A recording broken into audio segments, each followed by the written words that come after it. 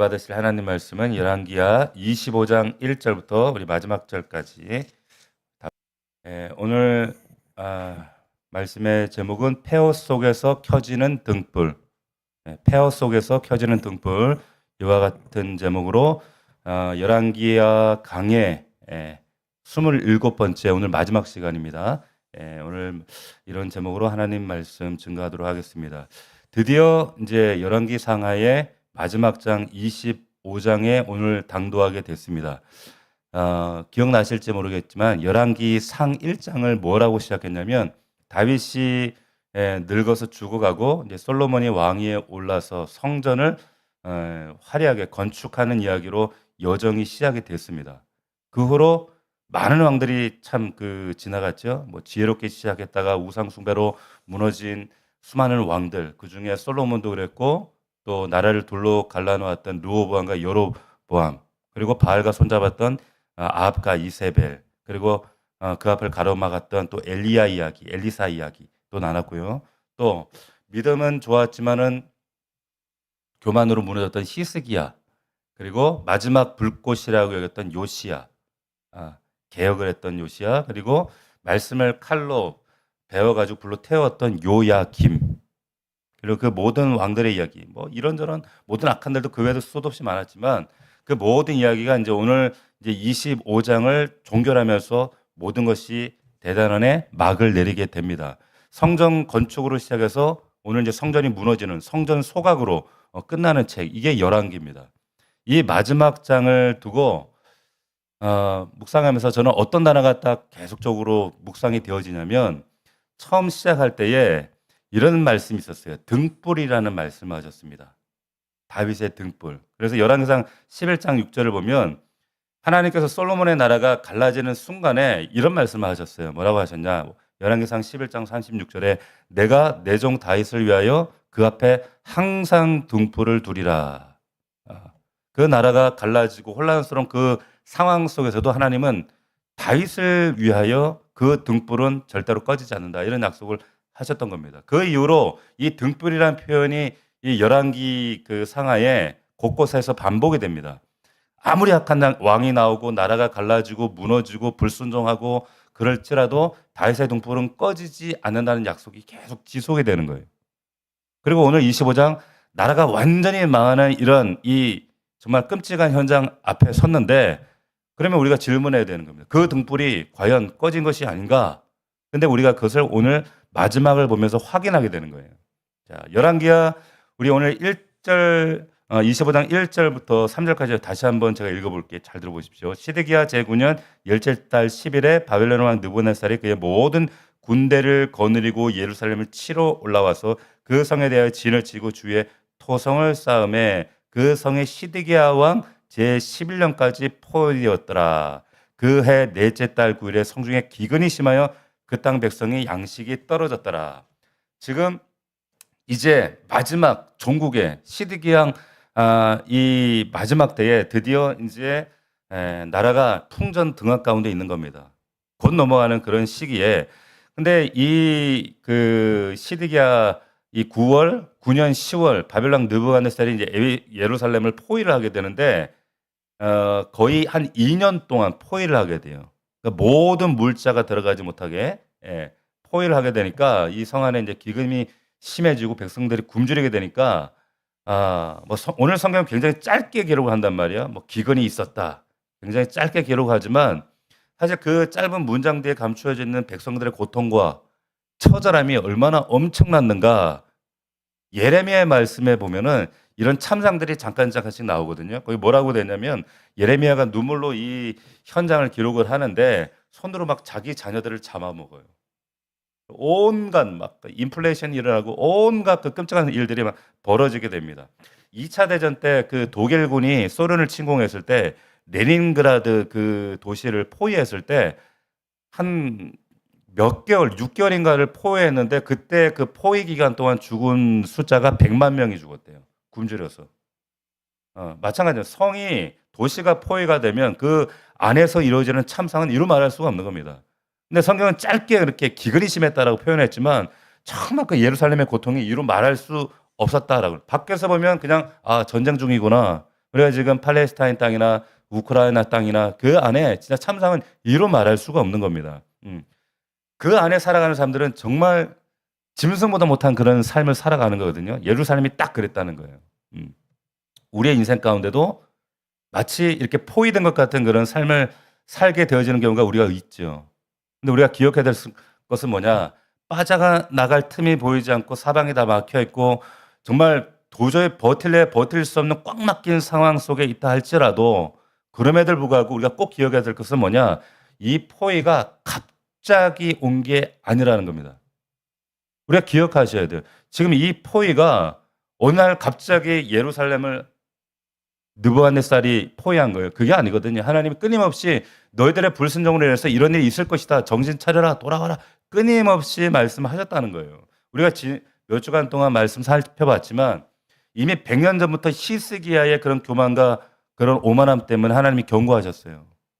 돌아오라고. 정신 차리라고. 그리고 요야김이 예레미야의 두루마리에 그걸 칼로 베어가지고 불에 태워버릴 때 이런 모든 불순종 그리고 수많은 그 악한 왕들의 불순종 반복된 죄악들 끊임없이 하나님 예고하셨거든요. 너희들 망한다. 돌아와야 된다. 그 예고된 심판이 지금 이루어지는 겁니다. 어느 날 갑자기 이루어진 게 아니다라고 하는 겁니다. 말씀을 버리는 대가가 이렇게 처참하더라. 그러니까 정확하게 인지하고 있어야 된다는 것이죠. 자, 열왕기하 오늘 그 4절을 보시면 그 성벽이 파괴되며 모든 군사가 밤중에 두 성벽 사이에 이제 도망을 하죠. 그리고 그런데 6절을 보니까 왕을 사로잡아요. 이 왕이 누굽니까? 시드기야 왕이에요. 시드기야 왕을 사로잡아 그를 림나에 있는 바벨론 왕에 끌고 와서 신문을 합니다. 그리고 그 자녀들을 그 앞에서 죽이죠. 야, 보세요. 성벽이 뚫리고 도망치다가 붙잡혀가지고 정말 비참하게 그 왕 앞에 그 이방 땅의 왕 앞에 끌려가가지고 근데 그 시드기야가 자기 아들들이 눈앞에서 살해당하는 것을 자기 눈으로 목도를 해요. 얼마나 참 그 속이 이건 말로 표현할 수가 없죠. 자기 눈앞에서 자기 자식을 잃는다는 것이. 그리고 그 다음 바로 뒤에 이어서 눈이 뽑힙니다. 그러니까 이 세상에서 시드기야가 마지막 본 장면이 뭐냐면 자기 아들들의 죽음이었어. 그리고 눈이 뽑혀요.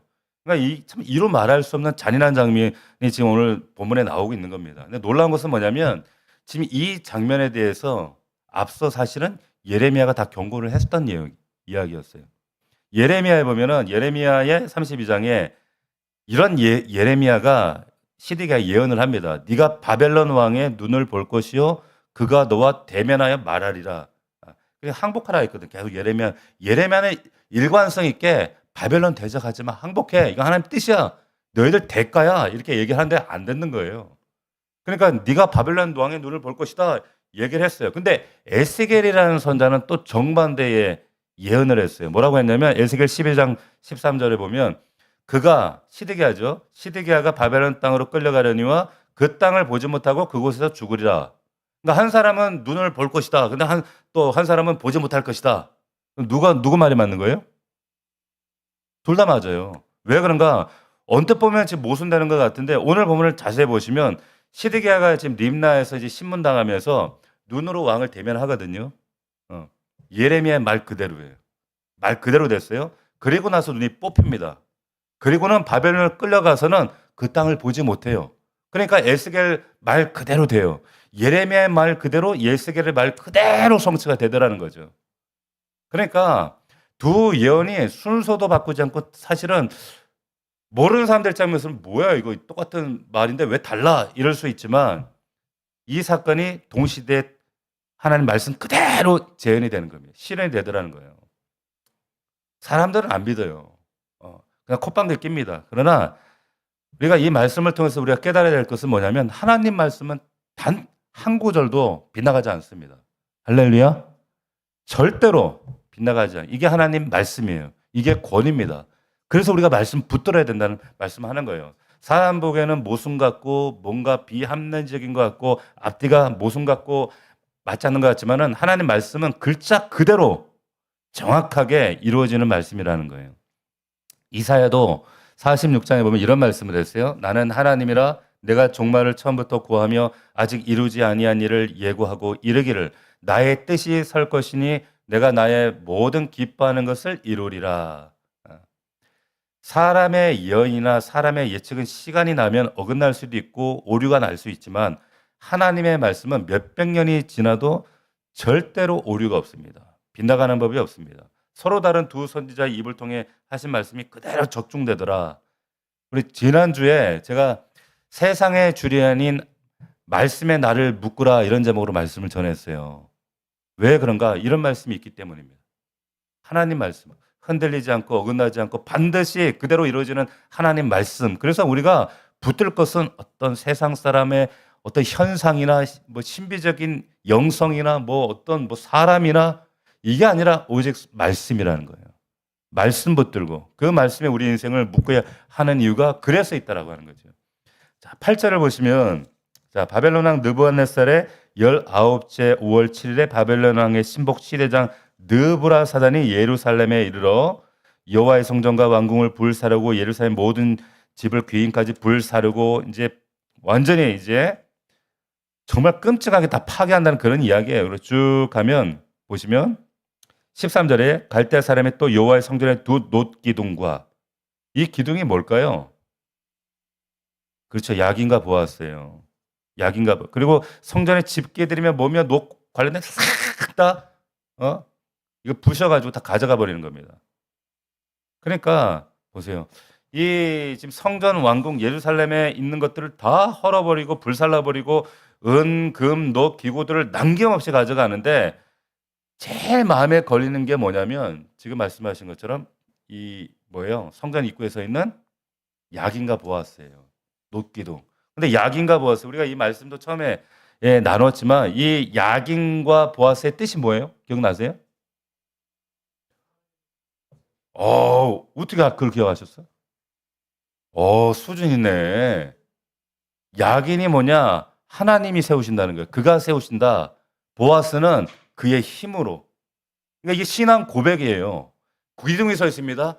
그의 하나님의 힘으로 하나님이 세우신다. 아멘 하면서 들어가는 게 성전이었단 말이에요. 이 신앙. 근데 이 신앙 고백은 그랬는데 우리를 세우시는 분은 하나님이야. 우리의 힘의 근원은 하나님이야. 그 고백했던 두 기둥이 산산조각 나서 고철덩이 돼가지고 지금 바벨론에 실려가는 거예요. 이거 얼마나 기가 막힙니까? 이름은 야긴과 보아스인데 이름대로 되어지지 못하고 그 신앙 고백대로 되어지지 못하고 세우리라 했던 그 정작 붙였던 그 이름은 완전히 무너져 버린 거예요. 하나님의 힘은 온데간데 없어져 버린 겁니다. 왜 그래요? 여러분 이름이 신앙을 만들어주진 않는다라고 하는 거예요. 여러분 이름이 직분의 이름이 그 사람을 대변해 주나요? 우리 교회 이름이 우리의 정체성, 우리의 삶의 실제를 증명해 줍니까? 건물이 화려하고 간판이 화려하고 뭐 이름이 아름답다고 해서 그 교회가 그 이름대로 사는 거예요? 지향점일 수는 있지만 삶의 실제와는 다르다는 거예요. 아무리 좋은 이름, 아무리 뭐 좋은 표를 걸어놓고 한다 할지라도 그 이름대로 살지 않으면 그냥 무너지는 야긴과 보아스와 똑같이 진배 없다라고 하는 거예요. 개인 신앙도 마찬가지입니다. 신앙의 연수가 어떻든 우리의 직분이 어떻든 이름이 어떻든 간에 그게 이름이 우리를 세우는 게 아니더라고 하는 거죠. 잘 기억하셔야 됩니다. 진짜 야긴, 진짜 보아스는 건물이 아니라 그 실제로 우리의 삶을 붙드는 우리의 삶의 순종, 실체를 가진 우리의 삶이 되어야 된다는 거예요. 저는 더 넘치는 교회, 좀 넘쳤으면 좋겠어요. 할렐루야. 이름이 중요한 게 아니에요. 그 실제로 그 은혜를 삼아하며 정말 이름값대로 우리가 더 넘치는 이름값을 해내는 삶이 있어야 된다는 거죠.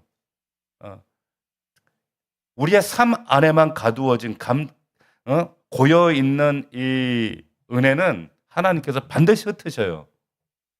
그래서 우리는 이름대로 살아야 할 줄로 믿습니다.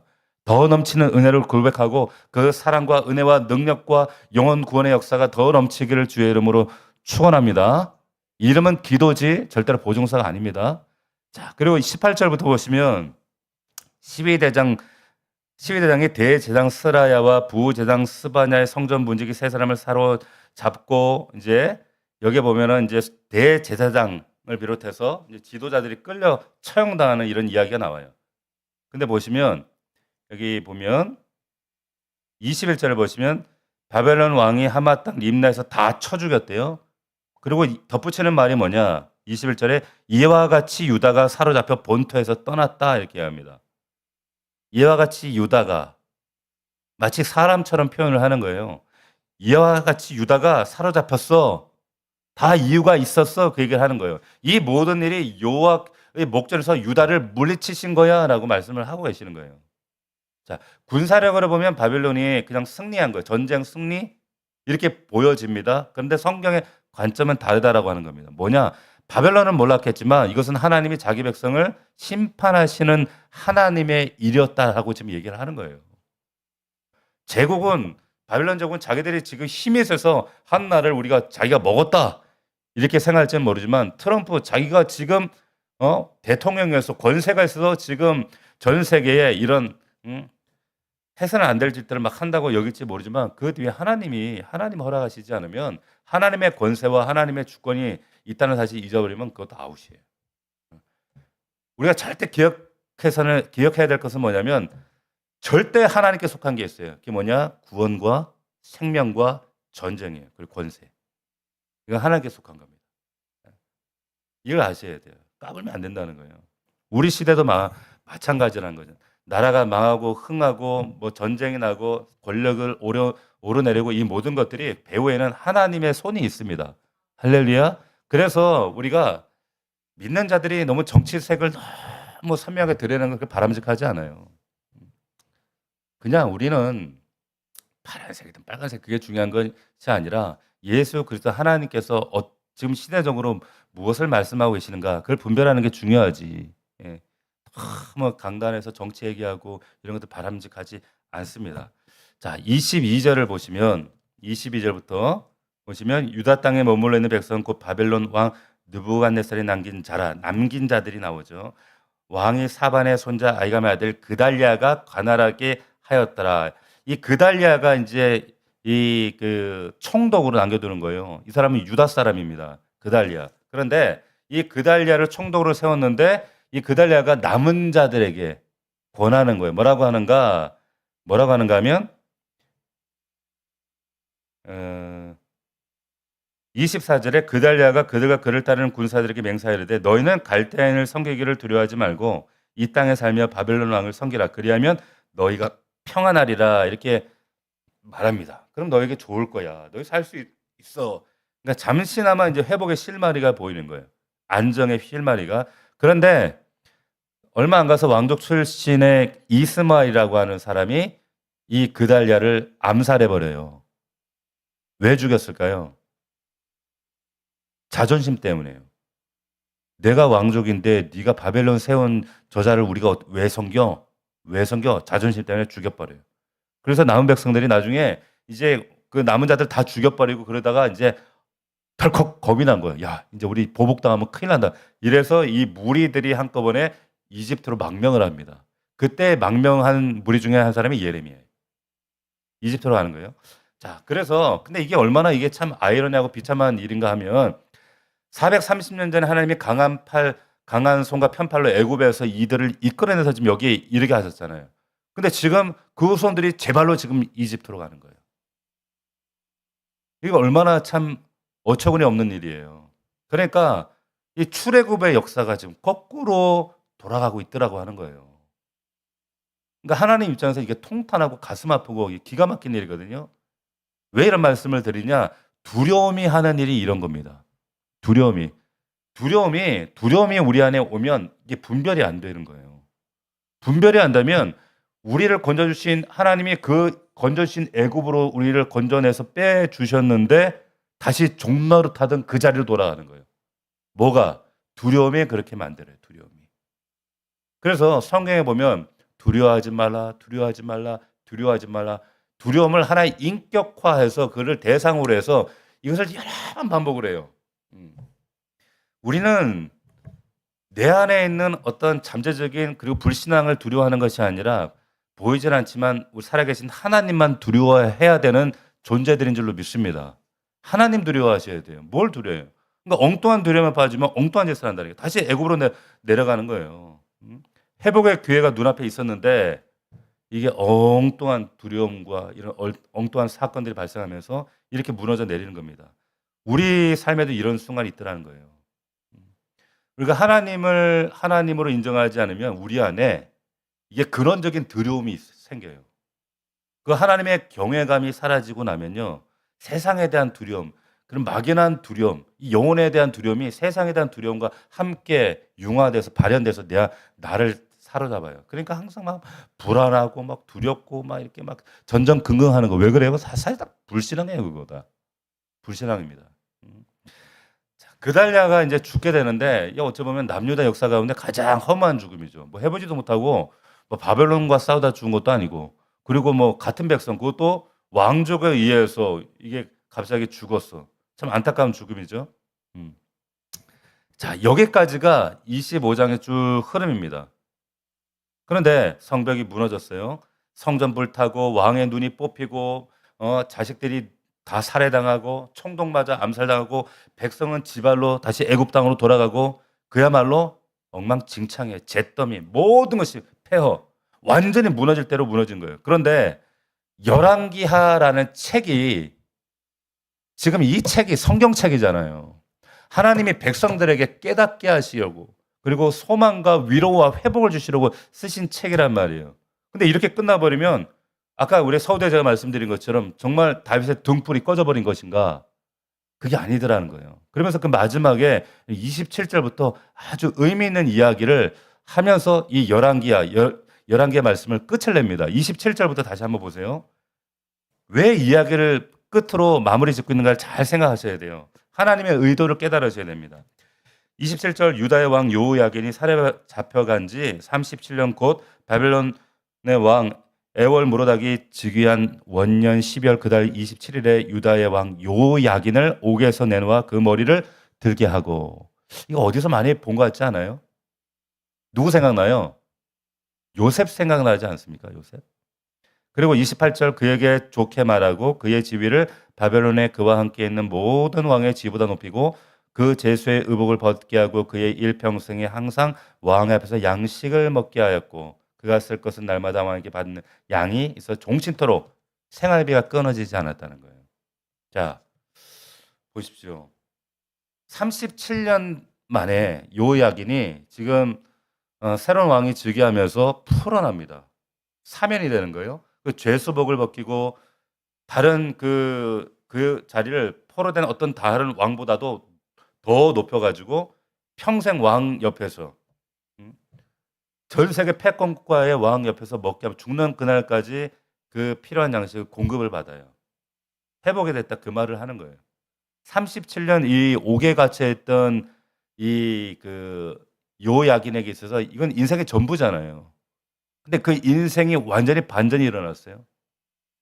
반전이 이루어지고 어둠 끝에서 죄수 의복이 벗겨지고 새 옷이 입혀졌어요. 감옥에서 풀려난 요셉처럼 되었다 이 말이에요. 저는 요셉이 생각나는 거예요. 그리고 마치 이제 돼지 쥐염 열매 먹다가 그리고 다시 돌아온 탕자에게 새 옷이 입혀진 것처럼 즉 그 장면이 연출이 된 겁니다. 이게 열왕기서의 마지막 장면으로 끝나더라는 거예요. 왜 이 말씀하고 계실까요? 왜? 성전은 불탔지만 이렇게 모든 사람들은 다 폐허가 되고 끌려가고 멸망당하고 눈이 뽑히는 이런 끔찍한 현장이지만, 그러나 다윗의 등불은 꺼지지 않았다, 그 말씀하시는 거예요. 왕관은 사라졌지만 하나님의 언약은 사라지지 않았다. 우리 지난주에 나눴던 그 예레미야의 약속, 예레미야는 바벨론에 항복하는 자는 산다는 게 하나님 뜻이었거든요. 그런데 하나냐 같은 그런 거짓 선자들은 아니야, 대항해서 싸워야 돼, 결국 죽거든요, 하나냐도. 근데 그 예레미야의 말에 유일하게 따랐던 사람이 요야긴이었어요. 그래서 항복해서 그리고 나중에 포로 생활 가운데 이 요야긴이 지난주 말씀 나눴죠. 그 포로지 바벨론 땅에서 회개해요. 그걸 뭘로 알 수 있냐면 7 아들을 낳는데 7 아들의 이름이 다 하나님께 올려드리는 찬양과 기도와 간증이 담겨진 이름들이라는 거예요. 아, 얘가 정신 차렸구나. 그의 이름을 보면 알 수 있다는 거예요. 근데 그 회개 역사가 일어난 이후에 37년 만에 어둠에서 빛으로 그 지옥 같은 감옥에서 왕의 식탁으로 나아가더라는 거죠. 이게 하나님의 일하시는 방법입니다. 아무리 모든 조건과 환경이 무너져도 하나님의 신실하심은 무너지지 않습니다. 할렐루야. 근데 이게 더 놀라운 결말이 있더라는 거예요. 예레미야 22장 30절에 보면 이 요야긴에게 예레미야가 이런 예언을 했어요. 잘 들어보십시오. 여호와께서 이와 같이 말씀하시니라 너희는 이 사람이 누구냐면 시드기야 그 요야긴을 말하는 거예요. 너희는 이 사람이 자식이 없겠고 그의 평생 동안 형통하지 못할 자라 기록하라. 이는 그의 자손 중 형통하여 다윗의 왕위에 앉아 유다를 다스릴 사람이 다시는 없을 것임이라. 예레미야 예언이 이런 예언이 했어요. 이거 얼마나 무서운 끔찍한 저주예요. 요야긴의 계통으로는 다시 다윗의 왕위가 등불이 살아나지 않겠다는 거예요. 이거 저주죠, 이건 완전히. 그런데 그렇다면 다윗의 등불, 이 사무엘하 7장의 이 언약이 그러면 여기서 요야긴으로부터 이제 딱 끝난 것처럼 보이잖아요. 예레미야 예언을 통해 본다면. 근데 아니더라는 거예요. 여기에 식탁이 회복되어지는 것처럼 이걸 어디서 회복되어졌다는 걸 어디서 알 수 있냐면 마태복음에 보면 나와요. 마태복음 1장을 한번 가보겠습니다. 마태복음. 신약의 마태복음 보시면 여기에 보면 이제 예수님의 족보가 나오죠. 1장에. 그 유명한 족보가 나오는데 그 족보에 이 요야긴의 이름이 나와요. 그 요야긴의 이름이 뭔지 한번 찾아보세요. 그렇죠. 자, 지난주 얘기했죠. 요고냐예요. 몇 절이죠? 12절에 보시면 자, 바벨론으로 사로잡혀간 후에 요고냐는 스알디엘을 낳고 이렇게 했죠. 이 요고냐가 이건 백성들이 지어준 이름이에요. 야, 저 사람 보니까 정말 대단하다 하면서 백성들이 지어준 이름이 요야긴에서 요고냐로 지은 거예요. 요고냐. 여기에 요고냐가 등장합니다. 근데 보세요. 이 요고냐, 이 후손을 통해서 뭐예요? 요셉이 나오잖아요. 마리아의 남편, 예수님의 아버지. 그러면 요셉은 요고냐의 후손이란 말이에요. 그렇다면 저주대로 왕위는 끊어져야 맞는데, 예? 맞는데, 근데 예수님이 요셉의 혈통이 아니라 성령으로 잉태돼서 마리아에게 나신 분이라고 분명히 말하고 있거든요. 그러니까 무슨 말이냐면 요셉은 예수님의 법적인 아버지로서 다윗의 왕위는 있는 거예요. 그죠? 근데 혈통은 아니에요. 혈통은. 그 정통성은 아들에게 가는데 아버지가 법적으로 아버지니까. 근데 여고냐의 저주는 그 혈통을 통해 예수님께 흘러가지 않아요. 끊어지고 저주는 근데 저주대로 이어지고 약속되는 약속대로. 왜? 성령으로 나셨기 때문에. 그게 동정녀 마리아 사건이거든요. 그러니까 이 동정녀 마리아 탄생을 통해서 예수가 나심을 통해 그 저주의 예언들이 이루어지고 혈통은 또 다윗의 등불은 계속 이어지면서 그리고 저주받은 혈통을 오시지 않는 동정녀 탄생을 통해 약속이 안팎으로 완벽하게 성취가 되어지는 거예요. 야, 여러분 이거는 하나님이 아니면 이렇게 설계하실 수가 없는 거예요. 너무너무 놀랍게 하나님의 약속을 사람은 절대 이렇게 설계할 수가 없어요. 하나님이시니까 이렇게 하시는 거예요. 그러니까 요야긴이 감옥에서 새 옷을 입었던 감옥에 나와서 식탁에 오르고 새 옷을 입었던 사건은 뭐냐? 결국 예수 그리스도 안에서 완전히 영혼이 성취되는 사건이 된다라고 하는 선포가 되는 거예요. 예언이 되는 거예요. 성취가 되어지죠. 할렐루야. 이게 하나님이시라는 거예요. 요한계시록 22장 16절에 보면 예수님께서 자신을 이렇게 설명하셨어요. 나는 다윗의 뿌리요 자손이니 광명한 새벽별이라 이렇게 말씀하셨어요. 그러니까 잿더미가 되었는데 예루살렘이 그 폐허가 된 잿더미 가운데 그리고 성전은 무너져 있고 두 눈이 뽑힌 그 왕. 근데 그 폐허 위에 새벽별이 떠오르더라는 거예요. 그 마지막 장면, 열왕기의 마지막이 새벽별이 떠오르고 있는 거예요. 자, 우리 열왕기야 전체를 이제 제가 여러분들하고 같이 정리를 좀 해보고자 합니다. 열왕기는 처음부터 끝까지 한마디로 말하면 뭐냐면 완벽한 왕은 없다는 거예요. 인간뿐만 아니라 완벽한 왕은 없었다. 다윗도 솔로몬도 그리고 히스기야도 요시야도 그 수많은 왕들 가장 믿음 좋았던 왕들조차도 흠이었고 죄인이었고 그 흠들이 결국 후대에 화근되었다. 화근이 되었다. 사람에게 소망을 두면 반드시 망한다. 의인은 없나니 하나도 없고 모든 사람이 죄를 범하였으면 하나님 영광에 이르지 못한 철저한 죄인이라는 사실을 얘기하는 거예요. 동시에 그러나 인간왕의 실패 속에서도 하나님의 언약은 단 한 번도 실패하지 않고 반드시 성취되어진다라는 것을 열왕기가 말하고 있는 겁니다. 할렐루야. 이게 우리에게 소망이 되는 거예요. 성전은 무너졌지만 진정한 성전 대신 예수 그리스도 삶 안에 다시 살아나셨어요. 그 다윗의 등불이 꺼지지 않고 그 족보까지 여고냐를 통해 다시 살아나는 거예요.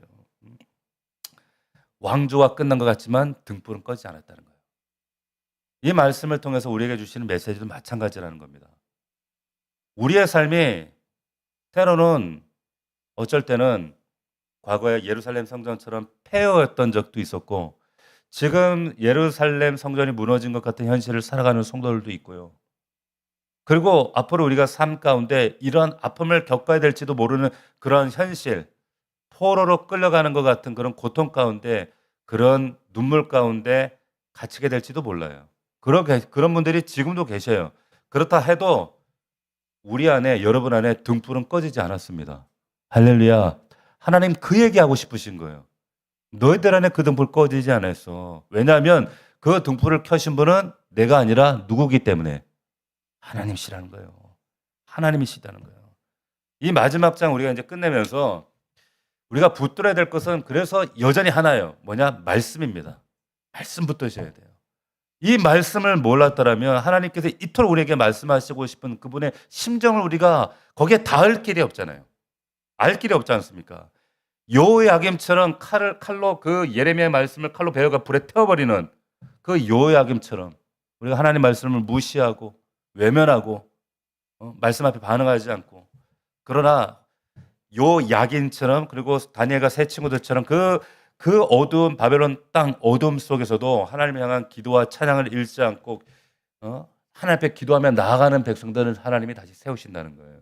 할렐루야. 이 약속을 잊지 맙시다. 제가 이 열왕기서 말씀을 언제 시작했는가 제가 살펴보니까 2024년 4월에 시작해서 오늘 2026년 7월 18일인가요? 오늘이? 8일로 끝납니다. 2년 약 3개월에 끝나는 거예요. 자, 이후에 또 어떤 말씀으로 함께 하나님의 그 마음 안으로 우리가 들어가면 좋을까? 그 말씀이 우리 안에 어떻게 도달되어지면 좋을까? 그런데 우리가 말씀 하나하나 깨닫는 것도 중요하지만 이 말씀이 우리가 실체가 되도록 하나님 앞에 기도하셔야 돼요. 하나님, 깨닫는 것에 멈추지 않고 이 말씀이 우리의 삶에 구체적인 간증이 되고 살아있는 능력의 말씀, 증거가 될 수 있도록 도와주십시오. 그래서 마지막으로 좀 마음에 세 가지를 우리가 함께 새겼으면 좋겠어요. 첫 번째는 뭐냐? 우리가 이 열왕기 말씀을 통해 우리가 살펴봤지만 사람에게 마음을 두지 마십시오. 여러분 사랑은 우리가 사람이라고 하는 대상은 심지어는 자식도 우리가 사랑의 대상이지 믿음의 대상은 아니잖아요. 그죠? 그냥 사랑을 하고 주신 겁니다. 사람에게 소망 두면 안 됩니다. 어떠한 사람도 심지어는 박 목사도 여러분 저를 너무 믿지 마세요. 그냥 사랑만 해주세요. 사랑만.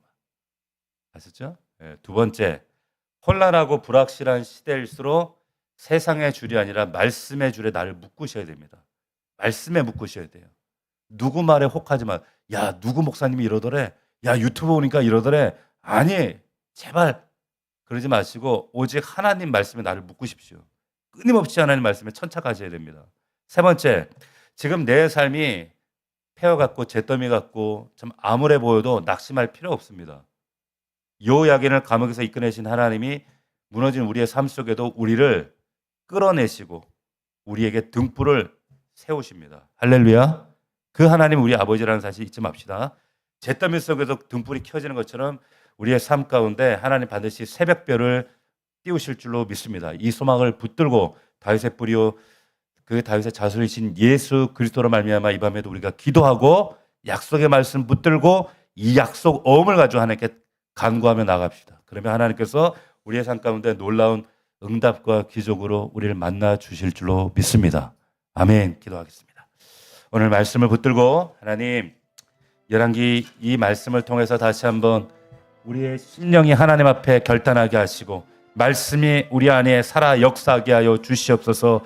폐허 속에서도 다윗의 등불이 꺼지지 않았던 것처럼 우리의 삶이 하나님 때로는 무너진 성벽 같고 성전 같고 하나님 암울하고 암담할지라도 하나님 그 모든 잿더미 가운데서도 하나님 등불을 세우시는 하나님 감사합니다. 이 말씀이 우리에게 소망되어 하나님 우리가 기도할 때에 나라와 또한 우리 더 넘치는 교회를 위해서 우리의 가정과 우리의 자녀들 위해 하나님 앞에 간구할 때 주여 들으시고 우리의 가정과 가문과 교회의 등불을 이렇게 세우시며 하나님의 은혜와 능력으로 세우시며 놀라운 역사를 간증하는 우리 교회 우리 성도들 되게 하여 주시옵소서. 우리 안에 있는 모든 산적한 기도의 제목 하나하나마다 주여 응답하시고 들으시고 하나님 만나 주옵소서. 우리 주여 세 번 부르시고 통성으로 간구하며 나갑시다.